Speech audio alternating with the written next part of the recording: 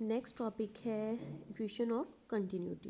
Equation of continuity के लिए हम फ्लूइड फ्लो कंसीडर करेंगे from a pipe of non uniform size. ठीक है, कहीं से वो जो है उसका साइज़ छोटा होगा और कहीं बड़ा होगा। क्रॉस सेक्शनल एरिया जो है वो यूनिफॉर्म नहीं है उस पाइप का।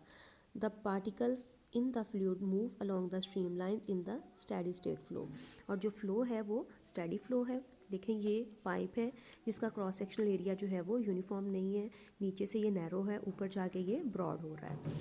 ठीक है, इन a small time delta t the fluid at the lower end of the tube move a distance delta x1 with a velocity v1. If a1 is the area of the cross section of this end, then the mass of the fluid contained in the shaded region is. हमने एक shaded region consider किया है, ठीक है, जहाँ पर जो tube थी वो नैरो थी और ऊपर हमने वो एक कंसीडर करना है जहाँ पे ट्यूब जो है वो ब्रॉड है। अब इस जिस शेडेड एरिया जो है इसका हमने मैस कैलकुलेट करना है। यहाँ पर इसका जो ट्यूब है उसका क्रॉस सेक्शनल एरिया A1 है, जो फ्लूइड मूव कर रहा है उसकी वेलोसिटी V1 है और ये जो डिस्टेंस शेडेड है वो है डेल्टा x1। अब मैस आप लोगों ने पढ़ा कि ये रॉ V के बराबर होता है, रॉ डेंसिटी है, V वॉल्यूम होता है। अब यहाँ पर एरिया और डेल्टा x को अगर हम मल्टीप्लाई करेंगे तो ये वॉल्यूम के बराबर होता है। ठीक है, एरिया और डेल्टा x1 को हमने मल्टीप्लाई किया तो ये सारा मिलके जो है वो डेल्टा m1 बना रहा है। रॉ और वॉल्यूम मिलके बनाएंगे मैस।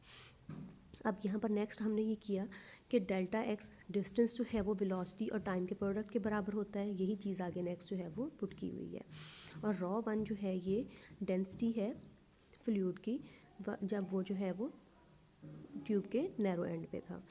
नेक्स्ट इसी तरह से हम जो है वो वेलोसिटी v2 लेंगे अपर एंड पे ऑफ द पाइप और इसी तरह से उसके लिए जो है वो टाइम डेल्टा टी में जब उसका मैस कंसीडर किया जाएगा तो वो आ जाएगा raw a2 v2 delta T.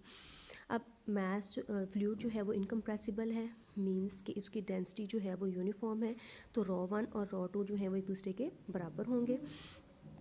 Next अब मैस जो है दोनों वो एक दूसरे के बराबर हम पुट करेंगे तो यहाँ से जब रॉ जो है वो दोनों साइड पे कैंसिल हो जाएगी क्योंकि हमने अभी देखा कि फ्लूइड जो है वो इनकम्प्रेसिबल था।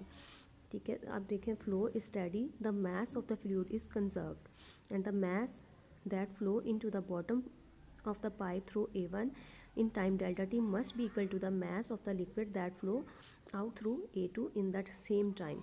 यानी जो मैस जो है लिक्विड का नैरो पाइप से पास कर रहा है डेल्टा टी टाइम में, उतना ही मैस जो है वो पास ऑन कर रहा है थ्रू वाइडर पाइप। तो इस वजह से दोनों मैसेज को हमने बराबर लिया। फ्लूइड इनकम्प्रेसिबल था, इस वजह से डेंसिटी भी सेम थी। इसको रॉ दोनों साइड पे पुट करके हम इसको कैंसिल कर देंगे तो इस तरह से हमारे पास रिजल्ट्स आ जाएंगे A1 V1 is equal to A2 V2। अब इसको हम इक्वेशन ऑफ कंटिन्यूटी को डिफाइन इस तरह से करेंगे, the product of cross sectional area of the pipe and the fluid speed at any point along the pipe is constant। यानी AB जो है वो हमेशा constant होगा, एरिया का और वेलोसिटी का प्रोडक्ट हमेशा constant होगा और ये constant जो है वो इक्वल होता है वॉल्यूम फ्लो पर सेकेंड के of the fluid or simply flow rate भी उसे कहा जाता है। वॉल्यूम फ्लो पर सेकेंड यानी V volume over T, A1 V1 जो है वो वॉल्यूम ओवर टाइम के बराबर होता है या उसे सिंपली फ्लो रेट भी कहा जाता है।